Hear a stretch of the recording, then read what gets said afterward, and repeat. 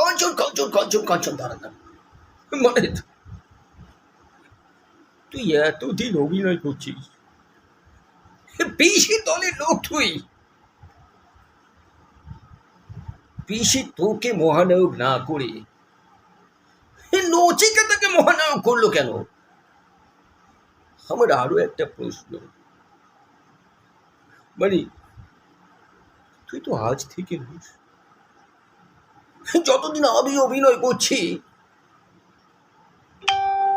তার থেকে কয়েকদিন পর তুই অভিনয় আরম্ভ করেছিস, মানে অ্যাক্টিং লাইনে এসেছিস। আমার মতে বলে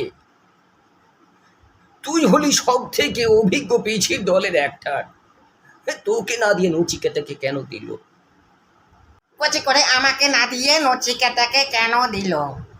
কচি করে আমাকে যে সাংসদ করে দিয়েছিল, কচি করে আমাকে সাংসদ করে দিয়েছিল, কচি করে আমার মানে সব কিছু পূরণ করে দিয়েছে।